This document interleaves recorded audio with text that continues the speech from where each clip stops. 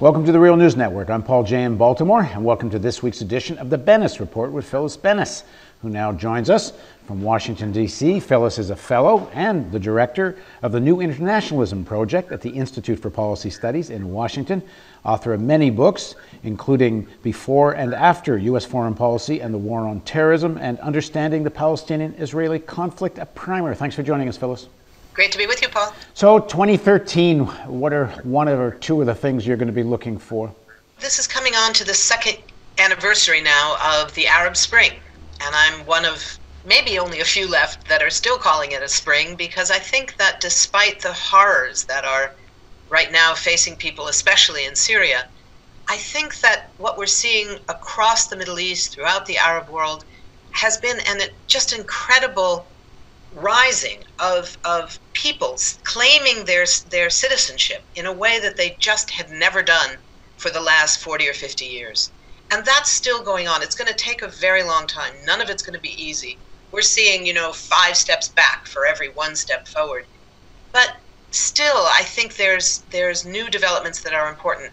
If we start perhaps with Bahrain, which has been off the pages of major newspapers in the U.S. because Bahrain, of course, is a key U.S. ally. The Fifth Fleet is stationed there. But the conditions in Bahrain, where the uprising was smashed early on and continues to face horrific human rights violations, is now coming back. We saw a New York Times editorial by one of the leaders of that movement, Zainab El-Khawaji, a terrific young woman. I spent some time with her a few months ago in South Africa. We toured together doing a little speaking tour, and she's fantastic. She's 24 years old. Her father is one of the leaders of this movement. He's in prison for life. Her sister has just been imprisoned. She works in exile in Norway to get the issues of the human rights crisis in Bahrain out, and they're now having success. They're reaching people in this country. They're reaching the pages of the New York Times, and the question of the Fifth Fleet is not preventing that. So that's huge at the level of influencing the discourse in this country. If we look at the conditions in Syria, of course, there's not much good to talk about. The UN's latest report indicates that the overall conflict in Syria has become overwhelmingly a sectarian conflict, and that means it's going to be much harder to bring it to an end. The UN envoy, Lakhdar Brahimi, has just completed another visit to the region. He's gone off to Moscow to talk with officials there. He's talking again about the possibility of a transitional government. So far, both sides are pretty opposed to that. There's no clarity about how a ceasefire, the first thing that has to happen, would take place. So the Syrian opposition now has come together with a new coalition that's being recognized by the US and leading European governments as well. But at the same time, the United States has said that one of the most important organizations within that coalition, the one that has the most power militarily on the ground, that's won the most victories against the regime's army, is in fact what the U.S. calls a terrorist organization linked to Al-Qaeda. So it's a very uneven level of support that the U.S. is offering. The arms are still coming in via Turkey, primarily from Saudi Arabia and Qatar. There's big debates about whether it's even possible to provide arms for what the U.S. and the Europeans like to think are the good guys in the opposition, meaning Western secular types like us, versus those who are actually getting the weapons from Saudi Arabia and Qatar, which tend to be the Islamist forces that aren't like us. So it's a very messy situation in which the opposition writ large is winning real victories on the ground, but who is speaking for the opposition, how to take into account the needs of the original opposition movement, which was largely a secular, very democratic, open-minded kind of opposition, whose voices, in their commitment to nonviolence, their commitment to not making this a civil war as it has become, they have been largely squelched. Their voices have been silenced by the sound of the guns. At the same time, the regime is losing credibility. It's suffered significant losses of high-ranking officials, including military officials, including recently the major general of the Syrian army, whose job it was to head up the division charged with preventing defections. He was the most recent defector. So it's a very uncertain question how this is going to be resolved. the top supporter of the regime, Russia, has pulled back from its once all-sided support for Assad and is now saying, well, we're not supporting anybody, but we don't want to have a situation like we have in Libya. Libya, of course, remains completely chaotic without a viable government that's capable of providing security for the people of Libya. The weapons that are flooding countries like Mali and elsewhere in North Africa are largely coming from Libya in the wake of this US and NATO-backed overthrow of the Gaddafi regime.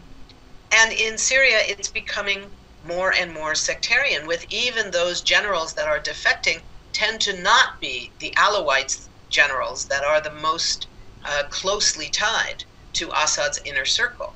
So this is going to be a very, very difficult, and I'm afraid continuing very bloody scenario in Syria.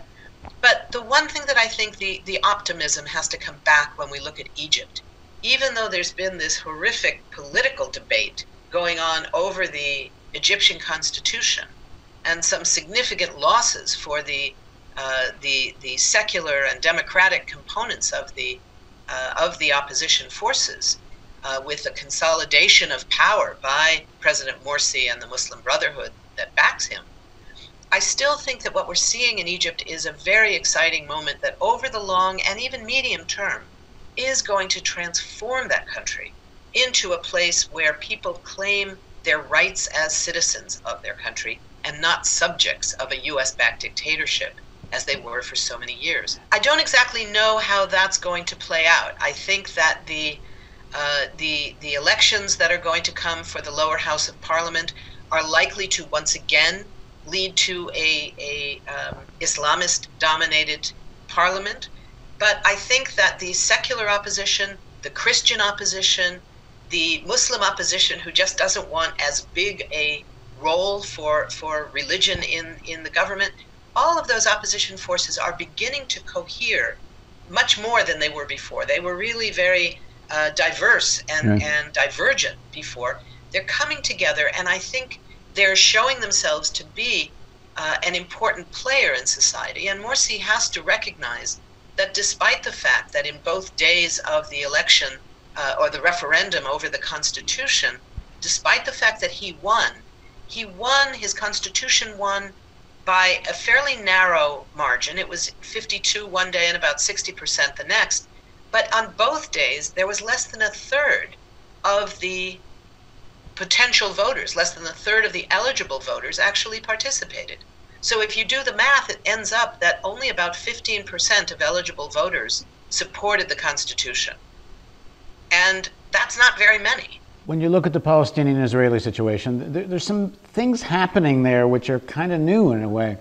Qatar's involvement in Gaza, the Muslim Brotherhood of Egypt's role in sort of managing the resolution of the Gaza war, and then about the Fatah-Hamas kind of unity front, how we'll see how long that lasts. And then apparently just now, recently, President Abbas has said if the paralysis with Israel negotiations continues to be so paralyzed, he's going to disband the PA. Yeah, there's a lot of developments there, some of which are optimistic, but again, the situation on the ground continues to be very grim. What we saw with the most recent Israeli assault on Gaza in November, December, just like what happened 4 years ago during Operation Cast Lead, the 22-day Israeli war on Gaza, there's been a real transition of political realities in the aftermath.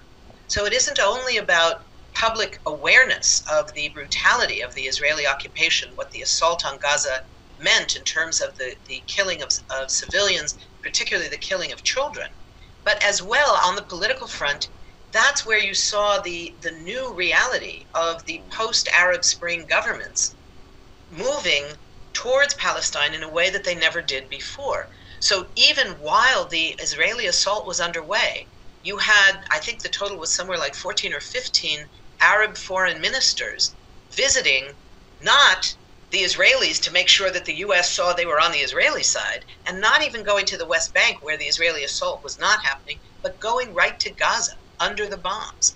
You had the Prime Minister of Egypt, you had the Foreign Minister of Turkey, you had the foreign ministers of half the Arab League showing up. So this is a very important development in terms of not so much the rhetoric, because those governments all had the rhetoric of being pro-Palestinian for years, but they were never willing to do anything that would challenge the U.S. This time around, at least on the political front, they were willing to. Now, we saw the large grant from Qatar to the Palestinian authorities in Gaza, led by Hamas. We see the break of Hamas with the Syrian government, and to a large degree, it's beginning to break with Iran as well.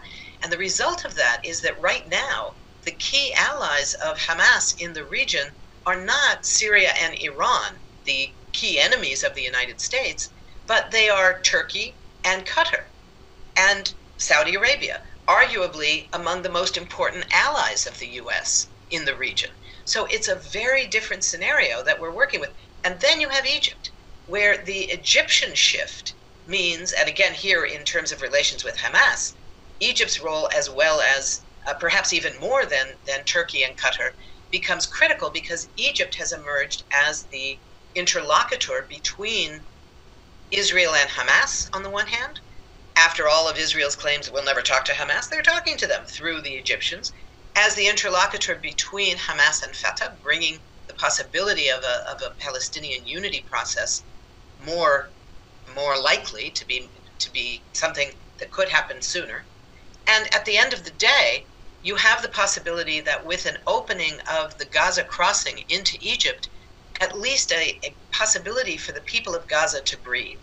Overall, I think that we're moving into a period where the Arab Spring has enormous possibilities. Syria remains a disaster, and it's going to take a great deal of diplomacy to bring that to a halt. But elsewhere in the region, I think that things are more hopeful than we've seen. On the ground, particularly for Palestinians as well as Syrians, it's a disaster. But we have to look forward, and 2013 could be a year when we see some real changes. All right, thanks for joining us, Phyllis. Thank you, Paul. Always a pleasure. And thank you for joining us on the Real News Network.